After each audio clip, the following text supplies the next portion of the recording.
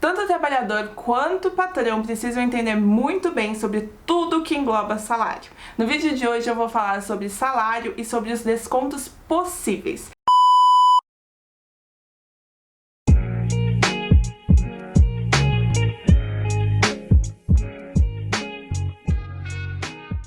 Meu nome é Mariana Lemos, eu sou advogada trabalhista e nas redes sociais eu ajudo as pessoas a entender um pouco melhor sobre o direito do trabalho. Então tá, vamos começar tentando entender o que é o salário. O salário é aquela remuneração que você recebe pelo trabalho prestado, ou que você paga ao seu trabalhador pelo trabalho que ele prestou no mês anterior. Lembrando que salário é o que o trabalhador recebe, ou seja, para você receber salário você precisa ter vínculo de emprego. Vínculo de emprego é o assunto do próximo vídeo, então se você quer saber mais sobre isso, já se inscreve no canal. Então, para a gente começar o assunto, a gente precisa entender o que é salário. Não dá para confundir salário com remuneração. Remuneração é o todo, enquanto salário é a parte. Ou seja, salário é aquilo que você paga para o trabalhador lá no começo do mês pelo mês anterior que foi trabalhado. Remuneração engloba também comissões, hora extra, adicionais, enfim.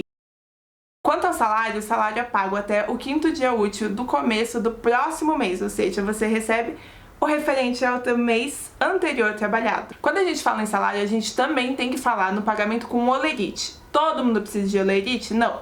Não é uma necessidade de você ter um holerite assinado, mas você tem que deixar tudo bem discriminado.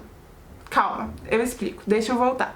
O salário, via de regra, por lei, deveria ser pago sempre em dinheiro. Mas no Brasil, atualmente, a gente não paga só em dinheiro, também é possível pagamento com depósito bancário. Quando a gente fala em pagamento em dinheiro, esse pagamento tem que ser no local de trabalho, em dia útil, e tem que ter o holerite assinado. Quando a gente fala em pagamento por depósito bancário, aí você não precisa necessariamente, por lei, ter o holerite assinado, mas tem que ter todas as verbas discriminadas num recibo.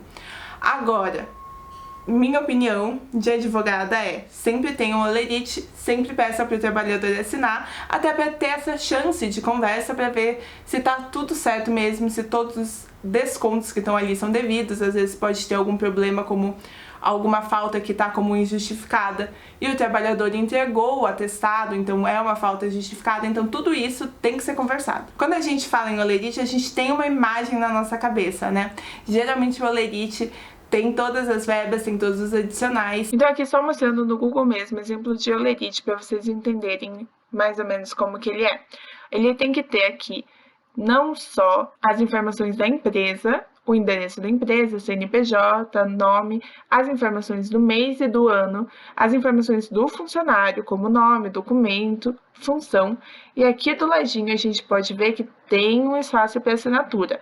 Lembrando que o espaço para assinatura, apesar de eu achar que é uma coisa assim que todo mundo deveria fazer, o espaço para assinatura só é necessário quando a gente fala em pagamento em dinheiro. E o que tem que estar no holerite? Tem que estar discriminado tudo que você pode imaginar, ou seja, tem que estar o salário do trabalhador, tem que estar todos os descontos especificados, por que teve desconto, todas as verbas recebidas adicionais, tudo tem que estar lá discriminado certinho no holerite. Além disso, o holerite também tem que trazer a carga horária daquele mês, já que é através da carga horária de cada mês que a gente sabe quanto que é o salário daquele empregado. E agora a gente vai para o segundo ponto desse vídeo, que são os descontos. O que pode ser descontado do salário do trabalhador. O artigo 462 da CLT é quem fala sobre descontos e ele proíbe qualquer tipo de desconto que não esteja previsto ou em lei, ou em convenção, ou no próprio contrato. Então, segundo esse artigo, você pode ter descontos como de adiantamento ou por lei. Então, vamos falar um pouco dos descontos previstos na lei. O primeiro desconto que eu vou trazer aqui é o desconto da falta. Eu acho que ele é o mais simples de se entender. Se o trabalhador falta e essa falta não é justificada, ou ele atrasa e esse atraso não é justificado, obviamente que aquele valor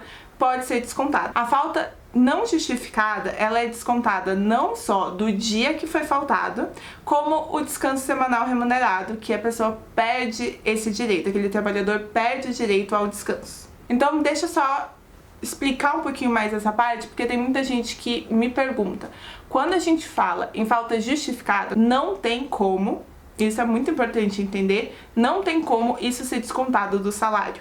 Só pode ser descontado do salário as faltas que não são justificadas. Espero que isso fique bem certo na cabeça de todo mundo, porque eu vejo muita gente vindo me perguntar se tudo bem ter sido descontado. Óbvio, lembrando que se o afastamento for de mais de 15 dias, daí já não é mais a empresa que paga, e sim o INSS, então tem uma diferença aí. E banco de horas?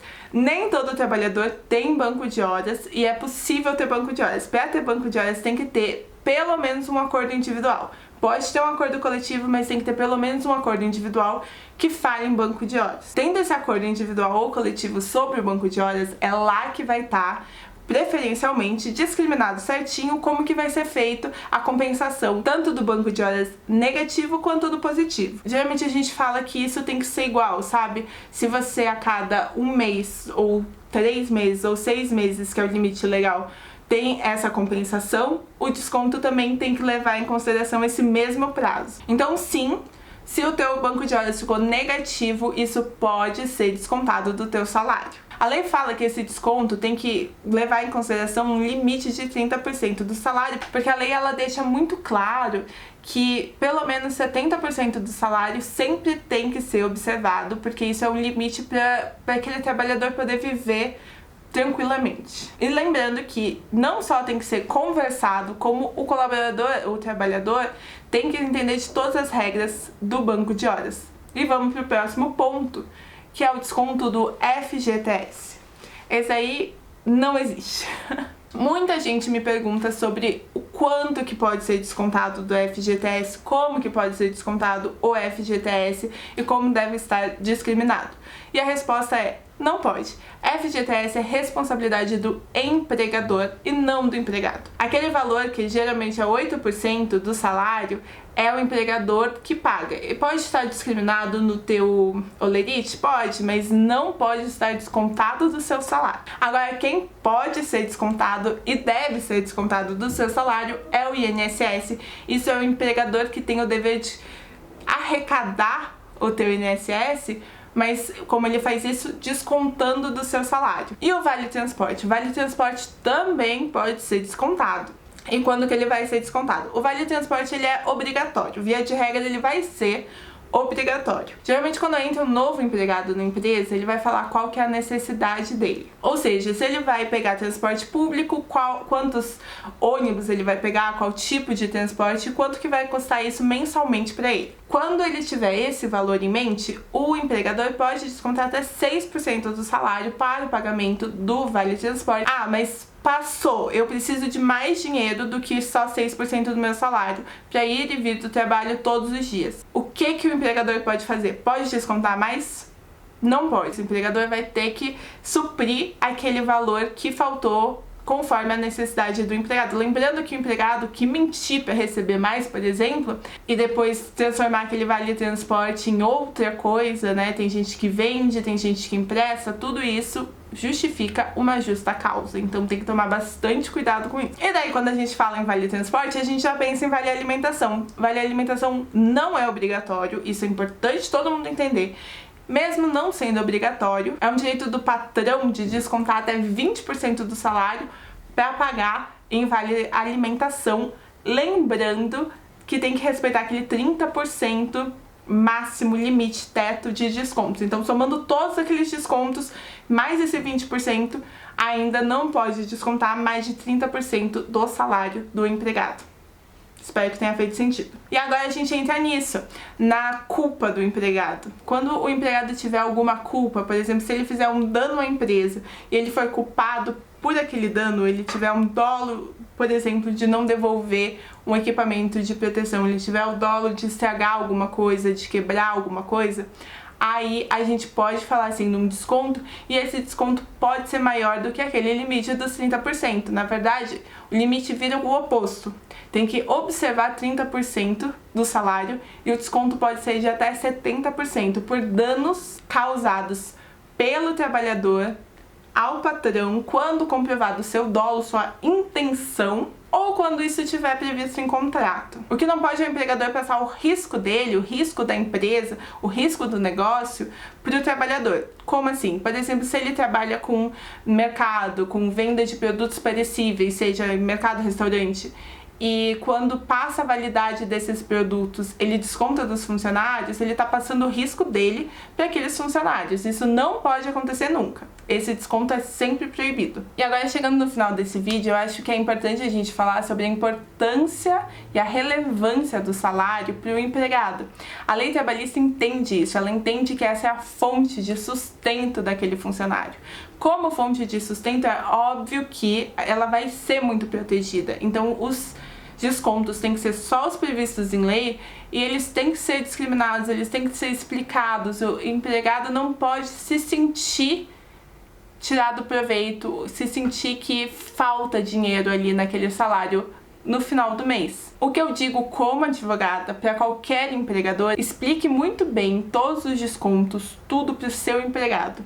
É muito importante que essa relação entre empregado e patrão seja muito transparente, que tudo seja extremamente discriminado e que tenha um aporte legal, um suporte legal, que você saiba muito bem também por que todos esses descontos aconteceram. E chegamos ao fim de todos os descontos que eu tinha preparado para vocês. Talvez eu não tenha conseguido cobrir todos, porque existe uma variedade e existem muitas especificidades dentro do direito do trabalho, mas se você tiver qualquer tipo de dúvida, você pode me mandar ou aqui nos comentários ou falar comigo lá no Instagram, que é a rede social que eu sou mais ativa. Já aproveita e me segue no Instagram. Não se esquece de me seguir aqui também, né? Se inscrever no canal para mais vídeos e dicas como esse. Tchau!